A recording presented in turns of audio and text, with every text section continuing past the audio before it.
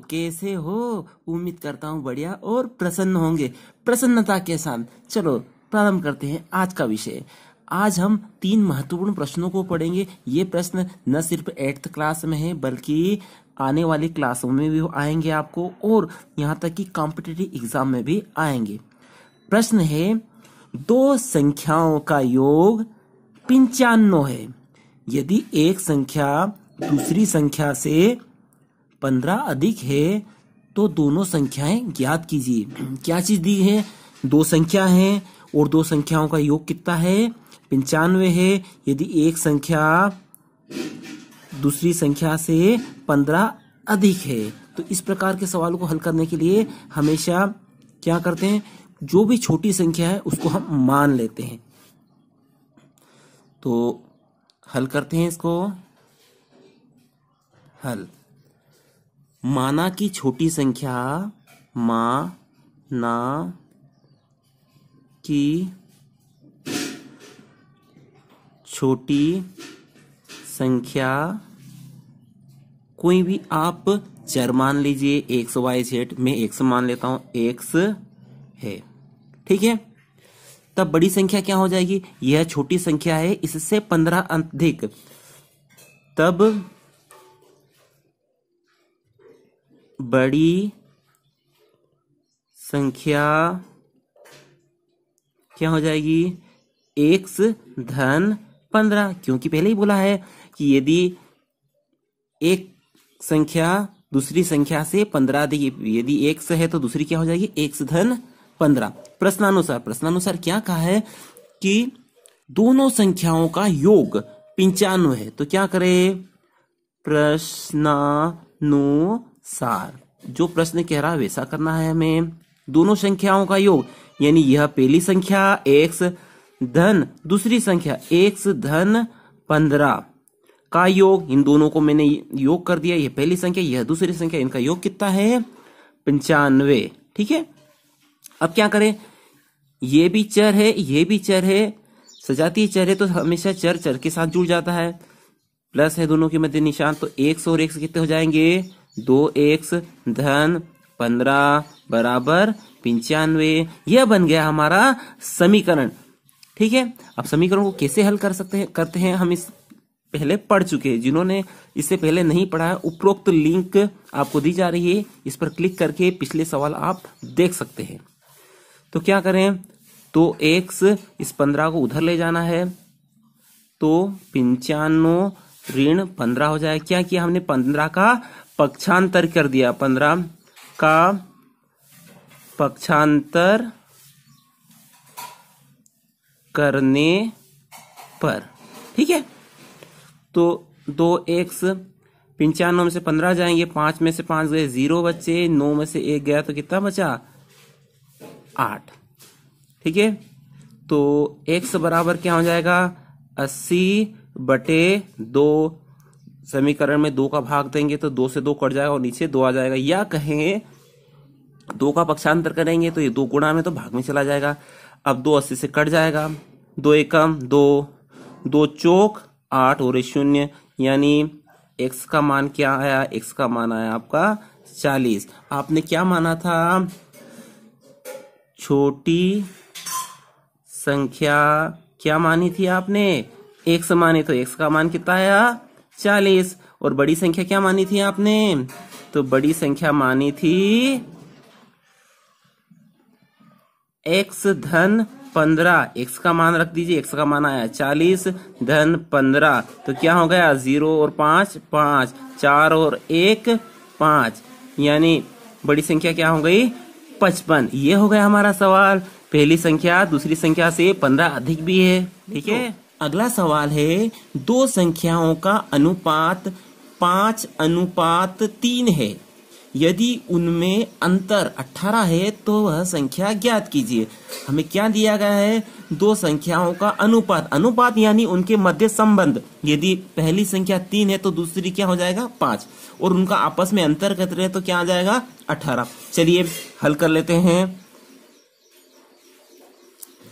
माना 2 संख्याएं, माना 2 संख्याएं 5x और 3x है। ये दिया ही है, 5:3 है, तो हमने संख्याएं मान ली 5x और 3x। तो प्रश्नानुसार प्रश्न क्या बोलता है? प्रश्न बोलता है कि दोनों का अंतर, यानी ये 5x और 3x दोनों का अंतर हो गया। दोनों का अंतर कितना है? दोनों का अंतर है 18। ठीक है, ये समीकरण बन गया। इसको हल कर लेते हैं। 5x और 3x सजातीय चर है, तो 5x में से 3x गए तो कितने बचेंगे? 2x बराबर 18। अब क्या करें? x बराबर 18/2। क्या किया? समीकरण में 2 का भाग दे दिया, तो 2 का भाग दिया तो 2 से 2 कट जाएंगे और 18/2 हो जाएंगे। इसको हल कर लेते हैं।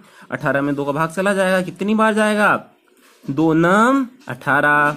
तो x का मान क्या आया हमारा? 9। क्या माना था हमने? 2 संख्याएं, तो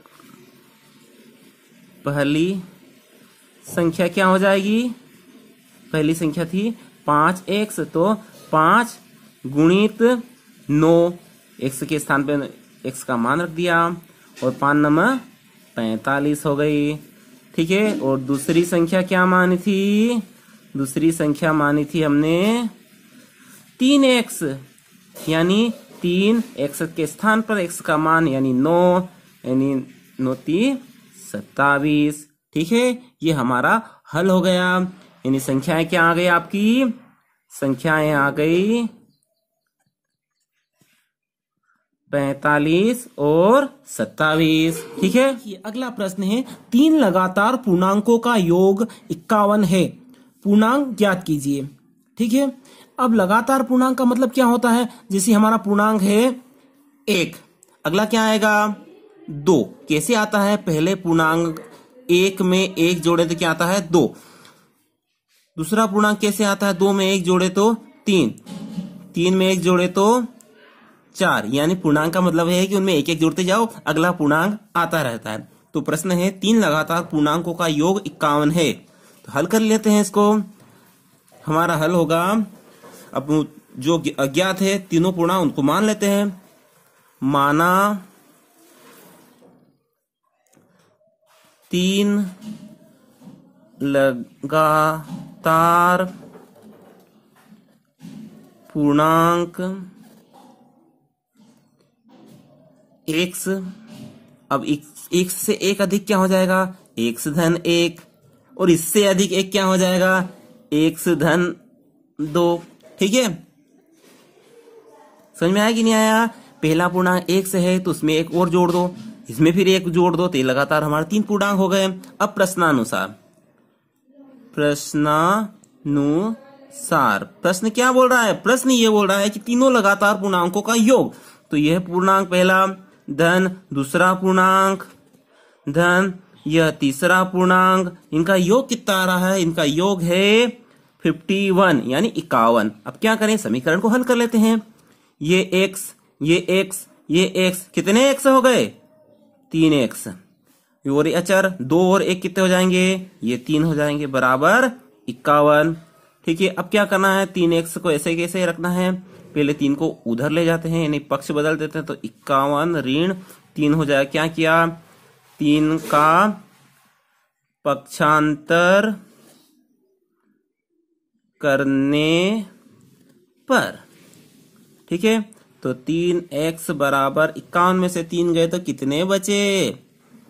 48 48। अब क्या करना? x बराबर 48/3। क्या किया? चर को अकेला रखना है, तो 3 को उधर लगे तो ये भाग में चला जाएगा। अब 3 का भाग 48 में जाता है कि नहीं जाता? 3 का भाग 48 में जाए नहीं जाए, इसके लिए क्या करते हैं? इनका बीजांग निकालते हैं। 4 और 8 कितने होते हैं? 12, और 12 3 के पहाड़ी में आता है, नहीं 48 में 3 का भाग जाएगा। 3 एकम 3, क्या बचा यहां से? 1, और ये कितने हो जाएंगे? 18। तो कितनी बार में 18 आएगा? 3 छंग 18। तो क्या है हमारे x का मान? x का मान आया 16। ठीक है, तो दोनों संख्याएं क्या हो जाएगी? पहला पूर्णांक क्या माना था? x, तो x का मान कितना आया? 16। दूसरा पूर्णांक, क्या माना था हमने, x धन 1, यानी 16 धन 1 कितना हो जाएगा, 17। और तीसरा पूर्णांक क्या माना था, x धन 2, यानी 16 धन 2 क्या हो जाएगा, 18। और है लगातार पूर्णांक 16, 17, 18। यह हो गया हमारा सवाल। इस प्रकार के सवाल कई कॉम्पिटिटिव एग्जाम में भी आते हैं। ठीक है, तो यह थे आज के सवाल। यदि ये सवाल समझ में आए हो तो वीडियो लाइक कर दीजिए, और चैनल पे नए हो तो चैनल को सब्सक्राइब भी कर दीजिए। अगले वीडियो तक जय हिंद, जय भारत, वंदे मातरम।